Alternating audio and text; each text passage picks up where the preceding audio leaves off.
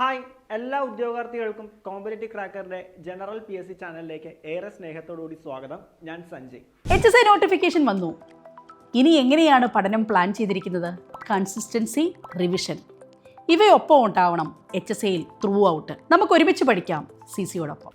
ഇപ്പോൾ 2025 സംബന്ധിച്ച് ഒരു യൂണിഫോം ജോലി ആഗ്രഹിക്കുന്ന ഉദ്യോഗാർത്ഥിയെ സംബന്ധിച്ച് അല്ലെ ഒട്ടനവധി അവസരങ്ങളാണ് നമ്മുടെ മുന്നിലുള്ളത്. ഫയർമാൻ ഉണ്ട് അല്ലെ, civil police officer, CPO, excise, CEO, civil excise officer, അങ്ങനെ ഒട്ടനവധി നിയമനങ്ങളാണ് 2025 അല്ലെ എക്സാമുകളാണ് 2025 നമ്മളെ കാത്തിരിക്കുന്നത്. അപ്പോൾ അതില് ഫയർമാനുമായിട്ട് ബന്ധപ്പെട്ട കുറച്ച് കാര്യങ്ങൾ നിങ്ങളുമായിട്ട് ഷെയർ ചെയ്യുകയാണ് ഞാൻ ഇന്ന് ചെയ്യാനായിട്ട് പോകുന്നത്. അപ്പോൾ നമുക്ക് നേരെ എന്ത് ചെയ്യാം, നമ്മുടെ ഡീറ്റെയിൽഡ് ആയിട്ടുള്ള കാര്യങ്ങളിലേക്ക് കിടക്കാം. അപ്പൊ നോക്കിക്കൊള്ളുക, നമ്മുടെ ഫയർമാൻ, നമ്മുടെ ഇപ്പോഴത്തെ വിളിച്ച ഫയർമാൻ കാറ്റഗറി നമ്പർ മറക്കണ്ട, 471/2025 ആണ് നമ്മുടെ കാറ്റഗറി നമ്പർ എന്ന് പറയുന്നത്. സാലറി സ്കെയിൽ എന്ന് പറയുന്നത് ഏകദേശം 27,000 രൂപ മുതൽ 63,000 രൂപ വരെ നമുക്ക് ലഭിക്കുന്ന സ്കെയിൽ ഓഫ് പേ ആണ് നമ്മുടെ ഫയർമാന് ഉള്ളത്. ഏജ് ലിമിറ്റ് 18-നും 26-നും ഇടയിലുള്ള ഉദ്യോഗാർത്ഥികൾക്ക് ഈ ഒരു എക്സാമിന് വേണ്ടി അപ്ലൈ ചെയ്യാവുന്നതാണ്. ഓക്കെ അല്ലേ? ഇപ്പം ഏജ് റിലാക്സേഷൻ ഉണ്ട്, OBCക്ക് ആണെങ്കിലും SC/STക്ക് ആണെങ്കിലും എന്തുണ്ട്, ഏജ് റിലാക്സേഷനും കൂടിയുണ്ട്. പിന്നീട് ഇതിന്റെ ക്വാളിഫിക്കേഷൻ ആണ് പല ഉദ്യോഗാർത്ഥികൾക്കും ഒരു സംശയമായിട്ട് ചോദിക്കുന്നത്. നമ്മുടെ നോട്ടിഫിക്കേഷനിൽ ഇങ്ങനെ കൊടുത്തിട്ടുണ്ട്, എന്താണ് ക്വാളിഫിക്കേഷൻ എന്ന് പറയുന്നത്, എന്താണ് +2 ആണ്. +2 ഉള്ള ഏതൊരു ഉദ്യോഗാർത്ഥിക്കും എന്ത് ചെയ്യാം, ഫയർമാൻ എന്ന് പറയുന്ന ഈ ഒരു പോസ്റ്റിലേക്ക് അപ്ലൈ ചെയ്യാം. പക്ഷെ അതിനോടനുബന്ധിച്ച് എന്ത് കിടപ്പുണ്ട്, ഡിപ്ലോമ ഇൻ കമ്പ്യൂട്ടർ ആപ്ലിക്കേഷൻ എന്ന് കിടപ്പുണ്ട്. പല ഉദ്യോഗാർത്ഥികളും ചോദിക്കും, അത് +2ഉം ഡിപ്ലോമയും ഉണ്ടെങ്കിൽ മാത്രമേ ഈ പോസ്റ്റിലേക്ക് അപ്ലൈ ചെയ്യാൻ സാധിക്കുകയുള്ളൂ എന്ന് ചോദിക്കും. അല്ല, ഡിപ്ലോമ എന്ന് പറയുന്നത്, diploma DCA, diploma in computer application എന്ന് പറയുന്നത് എന്താണ്, ഒരു പ്രിഫറൻഷ്യൽ ആണ്.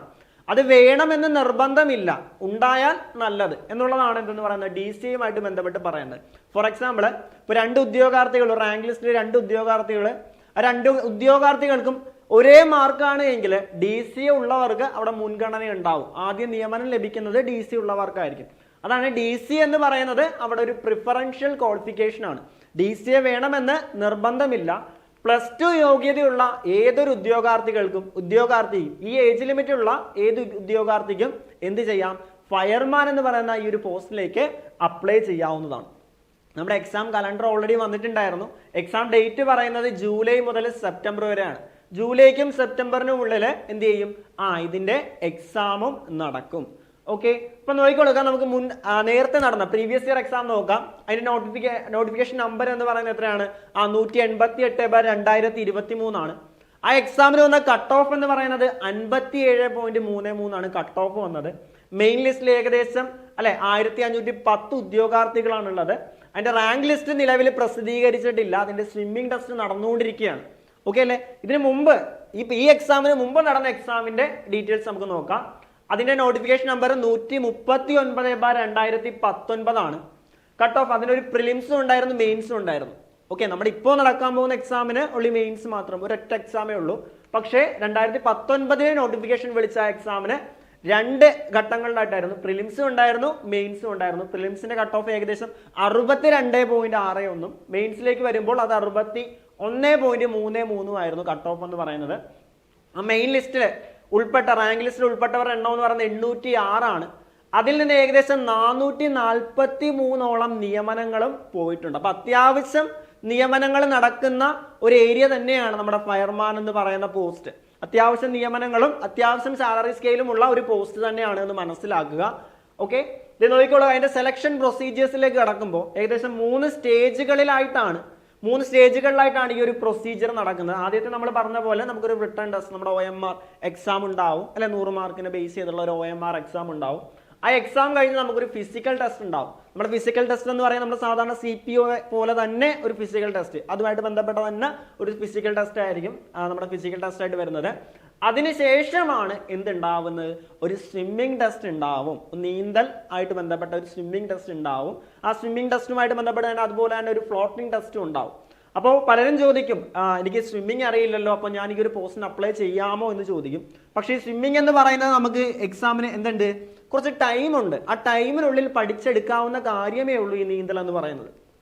പല ഉദ്യോഗാർത്ഥികളും പറയാറുണ്ട്, നീന്തൽ എനിക്ക് അറിയില്ലല്ലോ, അപ്പോൾ ഞാൻ ഇതിൽ അപ്ലൈ ചെയ്ത് കഴിഞ്ഞാൽ എനിക്ക് ഇതിലേക്ക് സെലക്ഷൻ കിട്ടുമോ എന്ന്.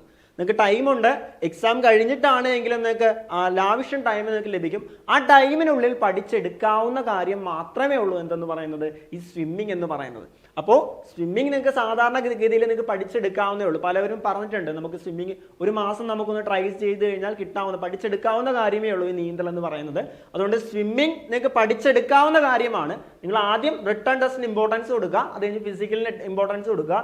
സ്വിമ്മിങ് ടെസ്റ്റ് നിങ്ങൾക്ക് അത് പഠിച്ചെടുക്കാവുന്ന കാര്യമേ ഉള്ളൂ, സ്വിമ്മിങ് പഠിച്ചെടുക്കാവുന്ന കാര്യമേ ഉള്ളൂ.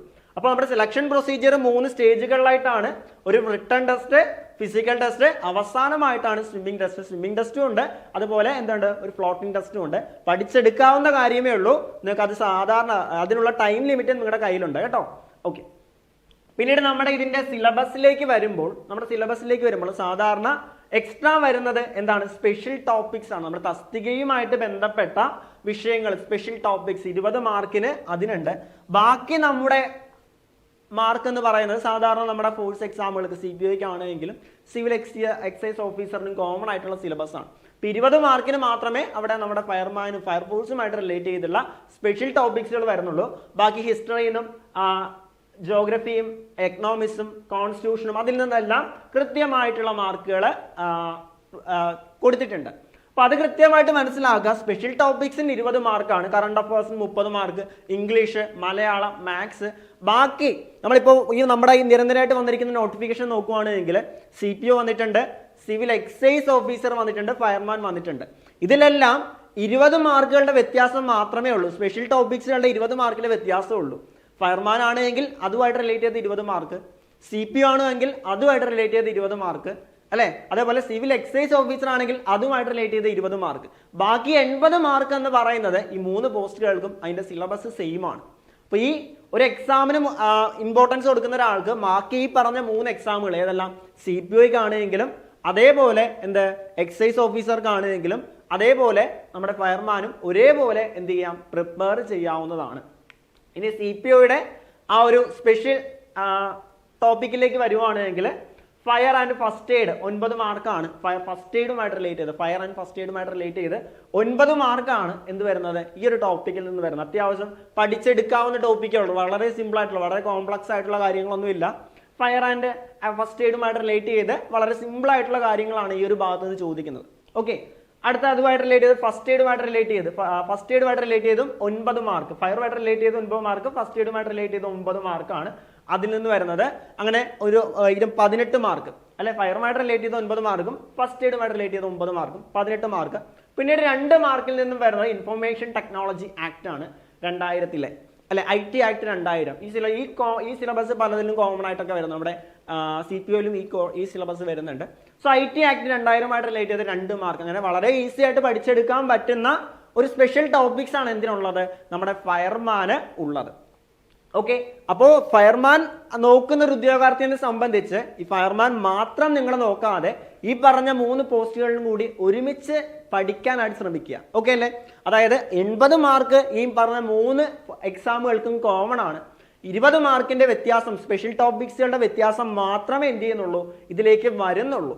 അപ്പോ ഒരൊറ്റ പഠനത്തിൽ തന്നെ ഈ 3 എക്സാമിനും ഫോക്കസ് ചെയ്ത് പഠിക്കാനായിട്ട് ശ്രമിക്കുക കേട്ടോ. അതിനാണ് നിങ്ങൾ ഇമ്പോർട്ടൻസ് കൊടുക്കേണ്ടത്. അത്യാവശ്യം നിയമനങ്ങൾ നടക്കുന്ന ഒരു ഏരിയ തന്നെയാണ് നമ്മുടെ ഫയർമാൻ എന്ന് പറയുന്നത്.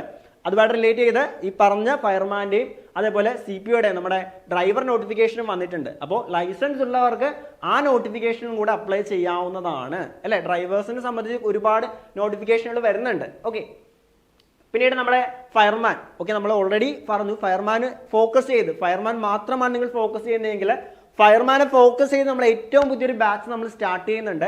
നെക്സ്റ്റ് വീക്ക് ഓൺവേർഡ്സ് തന്നെ നമ്മൾ ഈ ഒരു ബാച്ച് സ്റ്റാർട്ട് ചെയ്യും. നമ്മുടെ ബാച്ചിന്റെ പ്രത്യേകത എന്ന് പറയുമ്പോൾ നിങ്ങൾക്ക് സ്പെഷ്യൽ മെന്റർഷിപ്പ് ലഭിക്കും, ലൈവ് ക്ലാസ്സുകളുണ്ട്, സിലബസ് ബേസ് ചെയ്ത ഫുൾ റെക്കോർഡഡ് ക്ലാസ്സുകൾ, അല്ലെ? വീക്ക്ലി എക്സാമുകളെല്ലാം നിങ്ങൾക്ക് കൃത്യമായിട്ട് ലഭിക്കുന്നതാണ്. ഇത് നിങ്ങൾ ഫയർമാന് മാത്രമല്ല ഈ പറഞ്ഞ ബാക്കി 3 എക്സാമുകൾക്ക് നിങ്ങൾ ഒരേപോലെ ഇമ്പോർട്ടൻസ് കൊടുക്കുന്നുണ്ട് എങ്കിൽ ഈ 3 എക്സാമുകളെ കൂടെ ചേർത്ത് നമ്മൾ പുതിയൊരു കോംബോ ബാച്ച് നമ്മൾ സ്റ്റാർട്ട് ചെയ്യുന്നുണ്ട്. കോംബോ ബാച്ച് എന്ന് പറയുമ്പോൾ അവിടെ ഫയർമാൻ വരും, CPO വരും, എക്സൈസ് വരും. ഈ 3 എക്സാമുകൾക്കും കൂടി ഒരൊറ്റ കോംബോ ബാച്ച് നമ്മൾ സ്റ്റാർട്ട് ചെയ്യുന്നുണ്ട്. അപ്പോൾ ഈ ബാച്ചിൽ ജോയിൻ ചെയ്യാൻ ആഗ്രഹിക്കുന്ന ഉദ്യോഗാർത്ഥികൾ തീർച്ചയായിട്ടും താഴെ കാണുന്ന നമ്പറിൽ ഞങ്ങളെ കോൺടാക്ട് ചെയ്യുക. അപ്പോൾ മറ്റൊരു വീഡിയോയുമായിട്ട് നമുക്ക് വീണ്ടും കാണാം. Thank you so much.